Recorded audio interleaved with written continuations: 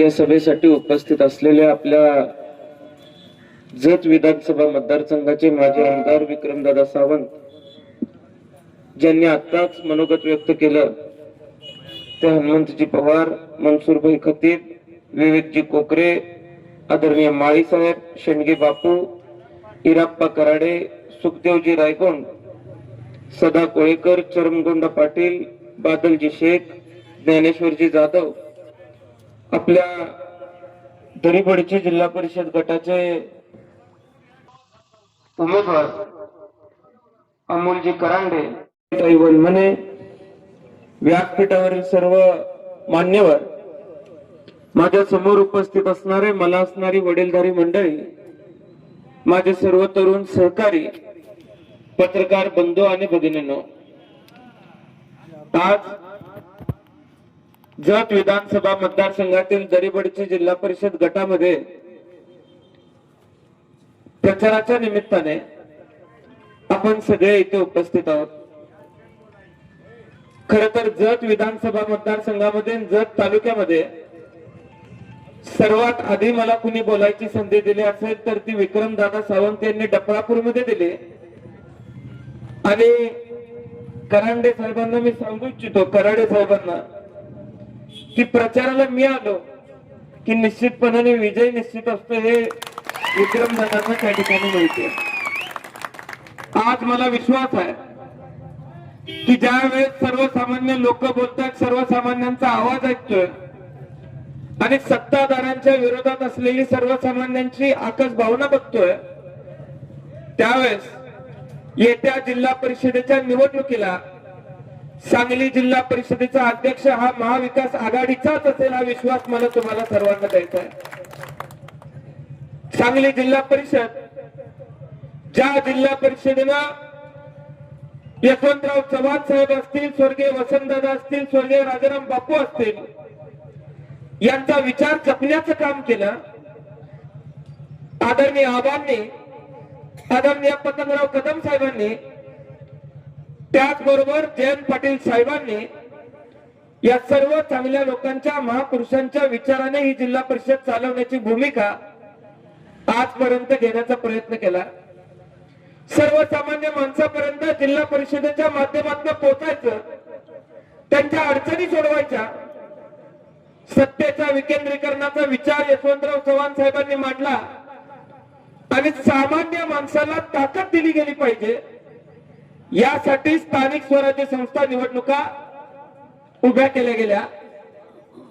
पण आज राज्यभरातली परिस्थिती आपण बघतोय, कशा पद्धतीनं आज निवडणुका लढवल्या जातात. पैशातलं सत्ता आणि सत्तेतून पुन्हा पैसा, या पद्धतीनं निवडणुका लढवण्याचं काम आज सत्ताधारी पक्ष करताय, भारतीय जनता पार्टी करताय. लोकांना विकत घ्यायचं, लोकांचं मत विकत घ्यायचं, लोकांना गृहीत धरायचं आणि त्या माध्यमातून मतं मिळवून पुन्हा एकदा लोकांना लुबाडण्यासाठी आम्ही सज्ज आहोत हे सांगण्यासाठी लोकांच्या समोर छाती टोक पुन्हा जायचं, अशा वृत्तीचे, अशा प्रवृत्तीचे आज भारतीय जनता पार्टीमध्ये लोक, सत्ताधारी पार्टीमध्ये लोक उमेदवारी घेतात. मी आपल्याला सर्वांना सांगू इच्छितो, आपल्याला सर्वांना सजग राहावं लागणार आहे. आज मी तासगाव कवठे विधानसभा मतदारसंघामध्ये 145 गावांचा माझा आत्ताचा विधानसभा मतदारसंघ आहे. त्या मतदारसंघातल्या सर्वसामान्य लोकांनी मला संधी दिली. एक चांगलं सक्षम पॅनल जिल्हा परिषदेला आणि पंचायत समितीला आम्ही उभं करू शकलो. खर तर निवडणूक लागल्यापासून निवडणूक संपत्या कधी, असं जर महाराष्ट्रामध्ये कुठल्या एकमेव आमदाराला वाटत असेल तर ते मला वाटायला लागलेलं आहे. गेल्या 25 दिवसामध्ये एवढी भांडणं मी मिटवली, जुन्या जाणत्या लोकांचा सल्ला मसलत घेऊन एवढी एकोपा निर्माण केला. मला विश्वास आहे भारत पाकिस्तानच्या दोन्ही पंतप्रधानांना बसवलं तर त्यामध्ये सुद्धा तोडगा आता मी काढू शकतो. इतकी भांडणं गेल्या 20-25 दिवसामध्ये मी मिटवलेली आहेत. तुम्ही सर्वांनी विचार करण्याची आवश्यकता आहे. राज्यभरातली परिस्थिती तुम्ही बघताय, जिल्हा परिषदेच्या आणि पंचायत समितीच्या निवडणुका लागलेल्या आहेत. मंत्र्यांच्या बायका जिल्हा परिषदेला उभारलेल्या, मंत्र्यांची पोरं पंचायत समितीला उभारलेले, जे लोक 2014ला घराणेशाहीच्या विरोधात बोलत होते, आज त्यांचाच पक्ष संबंध महाराष्ट्रामध्ये घराणेशाहीचं दोतक बनलेलं हे आपल्याला सर्वांना बघायला मिळतंय. यांचीच मुलं पंचायत समितीला उभारलेली आहेत, यांच्याच बायका जिल्हा परिषदेला उभारलेल्या आहेत. मग यशवंतराव चव्हाण साहेबांनी, काँग्रेस राष्ट्रवादीच्या सरकारने त्यावेळेस सर्वसामान्य माणूस उभा राहायला पाहिजे या भावनेतून जिल्हा परिषदेची तिकीट वाटली, पंचायत समितीची तिकीट वाटली. मी सहज एक मनसुरबाई सांगू इच्छितो, जयंत पाटील साहेबांचा आमचा तो गुण आहे का अवगुण आहे मला माहित नाही, पण एखादं तिकीट आपल्याही घरामध्ये आलं पाहिजे असं का वाटलं नसायला पाहिजे. पण तसं न वाटता या निवडणुकात सर्वसामान्य कार्यकर्त्यांच्या ज्या पद्धतीनं आपण आपल्या निवडणुकीसाठी पळतो त्याच्यात 80 पास घालून या निवडणूक कार्यकर्त्यांच्या निवडणुकीला पळण्याची भूमिका आम्ही स्वीकारली.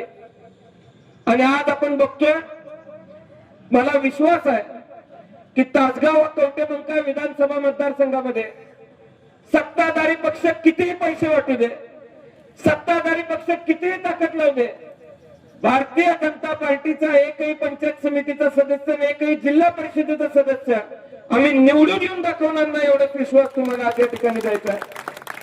त्यामुळे महाविकास आघाडीला तुम्ही सर्वांनी ताकद द्यायची आहे. मागच्या नगरपालिकेला सामान्य घरातली अनेक मुलं आम्ही तासगावच्या उभी केली. 3 नंबर मध्ये आम्ही एक उमेदवार दिला, मसाले दुधाचा गाडा चालवायचा.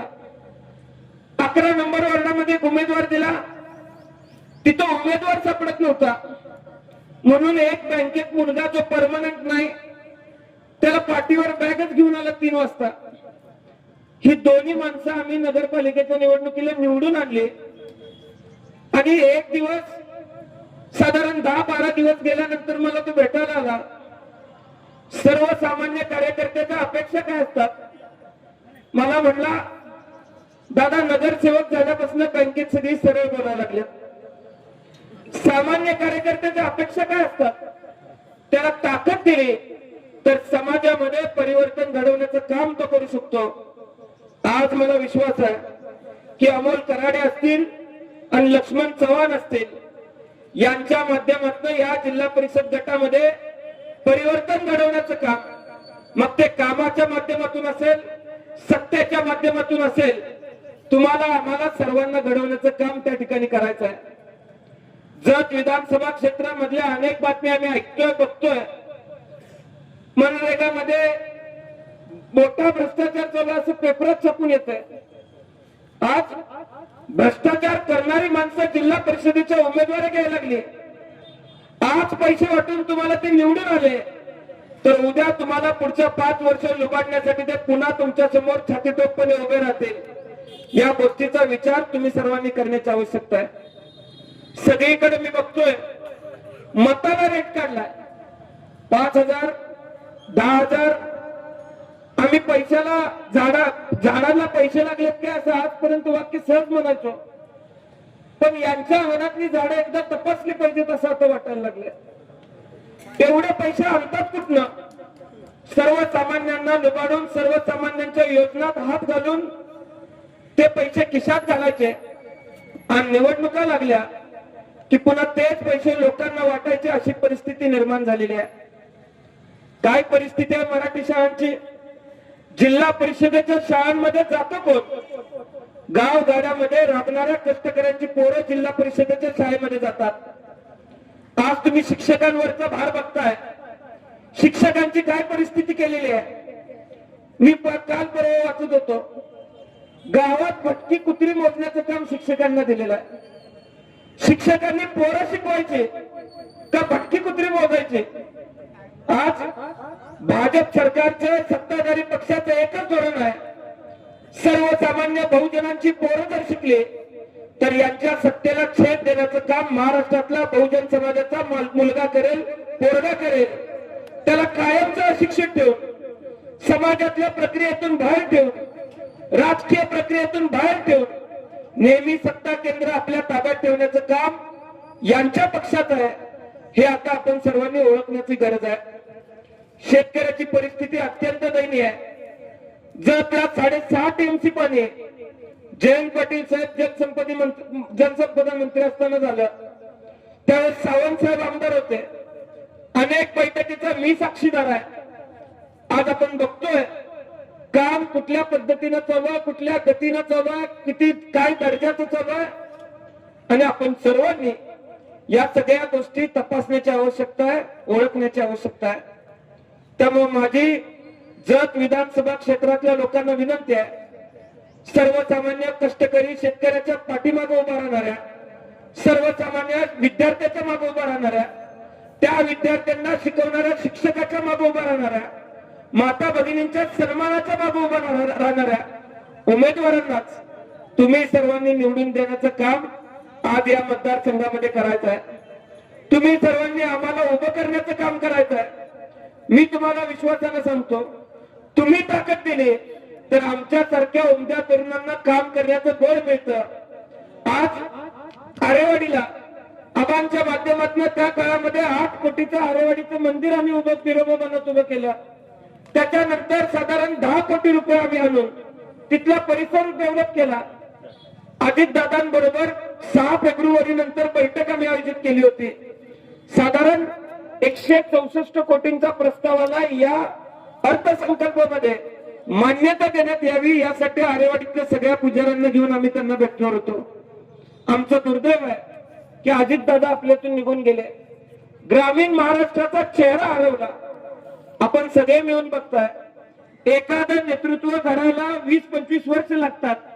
घडणाऱ्याची सुद्धा 20-25 वर्ष जातात आणि घडवणाऱ्यांची सुद्धा 20-25 वर्ष जातात. कवटेमंकाळ तालुक्यातनं शेंडगे बापू आमचे मोठे झाले. बापू गेल्यानंतर कवटेमंकाळ तालुक्याची काय परिस्थिती झाली. 2009ला सुदैवानं आबांना तो मतदारसंघ लागून आला. अगदी 5 वर्षामध्ये 1200 कोटीचं काम आम्ही कवटेमंकाळला करून दाखवलं. पण अचानक आबांचं निधन झालं. आज महाराष्ट्रामध्ये इतकी मोठी माणसं अचानक झाल्यानं महाराष्ट्राचं फार मोठं नुकसान होतंय. त्यामुळे उद्या सांगली जिल्ह्याचं पुन्हा नाव मोठं करायचं असेल, सांगली जिल्ह्याचं नाव महाराष्ट्राच्या पुन्हा कानाकोपऱ्यात न्यायचं असेल, तर आमच्यासारख्या तरुण उमद्या पोरांच्या मागे तुम्ही सर्वांनी उभं राहण्याची आवश्यकता आहे. जत विधानसभा मतदारसंघातल्या लोकांना माझी विनंती आहे की जाती जातीमध्ये भांडणं लावणारी, धर्म धर्मामध्ये भांडणं लावणारी आज महाराष्ट्रभर आपण बघतोय. मुस्लिम समाजाच्या बाबतीत गरळ ओकली जाते, ख्रिश्चन समाजाच्या बाबतीत गरळ ओकली जाते. गुन्ह्या गोविंदानं राहणाऱ्या अनेक गावांमध्ये आज भांडणं लागण्याची कामं, भांडणं लावण्याची कामं जी लोक करतात, त्या लोकांच्या प्रवृत्तीला, त्या लोकांच्या पक्षाला या मतदारसंघातली जनता भाजप सारख्या पक्षाला लांब ठेवल्याशिवाय राहणार नाही, हा विश्वास मला आज या ठिकाणी व्यक्त करायचा आहे. त्यामुळं तुम्ही सर्वांनी विचार करा की येत्या काळामध्ये जिल्हा परिषद असेल किंवा पंचायत समिती असेल, खर तर जुन्या लोकांना या सगळ्या स्थानिक स्वराज्य संस्थांचं महत्व माहिती आहे. पण आमच्या तरुण पिढीला या माध्यमातून काय काम होतं, प्रदीर्घ काळ निवडणुकाच झाल्या नसल्यामुळे माहित नाही. आज जिल्हा परिषदेच्या माध्यमातून, पंचायत समितीच्या माध्यमातून ग्रामीण भागामध्ये विहिरी मंजूर होतात, शेततळी मंजूर होतात, शेतकऱ्यांच्या अनेक योजना राबवल्या जातात, घरकुलं दिली जातात. तुम्हाला सर्वांना एकच विनंती करतो, जो व्यक्ती तुम्हाला पैसे देऊन निवडून येईल तो तुमच्या कामाला प्राधान्य देईल का, याचा विचार सर्वसामान्य माणसाने करण्याची गरज आहे. मला मगाशी सांगितलं, आमचे पंचायत समितीचे उमेदवार लक्ष्मण काका चव्हाण हे सुरुवातीपासून गंभीर काम करत होते. खर तर एवढ्या सामान्य कुटुंबातल्या उमेदवाराला तुम्ही सर्वांनी उमेदवारी दिली, त्याबद्दल मी इथल्या कोर कमिटीचं मनापासून अभिनंदन करेन. आमचे कराडे साहेब दुधाचा व्यवसाय करायचे, सोसायटी चालवतात. ग्रामीण भागाची ज्या गोष्टींची नाळ जोडलेली असते अशी माणसं उमेदवार म्हणून तुमच्या समोर आम्ही दिलेल्या. त्यामुळे तुमचा प्रश्न समजून घेणारा, तुमच्या अडचणी समजून घेणारा माणूस तुम्ही निवडून देण्याचं काम तुम्हाला करायला लागणार आहे. त्यामुळे माझी या जिल्हा परिषद गटातल्या लोकांना एकच विनंती आहे, चांगल्या लोकांच्या पाठीमागे उभा राहा, चांगल्या विचारांच्या पाठीमागे उभा राहा, समाजाला गुन्हा गोविंदानं एकत्रित करणाऱ्या चांगल्या नेतृत्वाच्या पाठीमागे उभा राहा. हा जिल्हा वसंतदादांचा आहे, हा जिल्हा राजाराम बापूंचा आहे. हा जिल्हा एन.डी. पाटलांचा आहे. हा जिल्हा अनेक क्रांतिकारक ज्यांनी देशासाठी प्रसंगी बलिदान देण्याचं काम केलं, अशा अनेक लोकांनी रक्त वाहिल्यानंतर हा जिल्हा उभा राहिलेला आहे. त्यामुळे तुम्ही आम्ही सर्वसामान्य माणसांनी आज विचार करण्याची आवश्यकता आहे. सामान्य घरातल्या लोकांना तुम्ही सर्वांनी निवडून द्यावं. मला विश्वास आहे उद्या जिल्हा परिषदेमध्ये सत्ता आल्यानंतर तुमच्यातनं जर एखादा चांगला उमेदवार निवडून आला तर कदाचित जिल्हा परिषदेचं अध्यक्षपद सुद्धा जत तालुक्याला मिळू शकतं. त्यामुळं तुम्ही जिल्हा परिषदेचा फक्त सदस्य निवडायचा नाही, तर तुम्ही जिल्हा परिषदेचा अध्यक्ष निवडायचं आणि जत तालुका जिल्हा परिषदेच्या अध्यक्षपदाची निवडणूक लढवतोय असं म्हणलं तर वावगं ठरणार नाही. त्यामुळे तुम्ही सर्वजण चांगल्या लोकांच्या पाठीमागे उभं राहाल एवढाच विश्वास व्यक्त करतो. आज शेवटच्या टप्प्यामध्ये अनेक सभा चालू आहेत. इथून जाऊन साधारण 6 पंचायत समिती गणांमध्ये वेगवेगळ्या सभा करायच्या. त्यामुळं आपल्या सर्वांचा फार वेळ न घेता तुम्ही चांगला विचार कराल एवढीच अपेक्षा मी आपल्या सर्वांकडून व्यक्त करतो आणि माझे 2 शब्द मी संपवतो. येत्या 7 तारखेला तुतारी वाजवणारा माणूस यांना जिल्हा परिषदेच्या उमेदवारीसाठी आणि पंचायत समितीच्या उमेदवारीसाठी काँग्रेसचा पंजा या दोन्ही चिन्हांवरती बटन दाबून मोठ्या मताधिक्याने तुम्ही या उमेदवारांना निवडून द्यावं एवढंच आवाहन मी करतो. त्याचबरोबर आज महाराष्ट्र चिंचणीची यात्रा आहे, त्या यात्रेच्या सुद्धा हार्दिक शुभेच्छा मी तुम्हाला सर्वांना देतो आणि माझे 2 शब्द मी संपवतो. जय हिंद, जय महाराष्ट्र. ताज्या बातम्यांसाठी पाहत रहा संघर्ष माझा जत.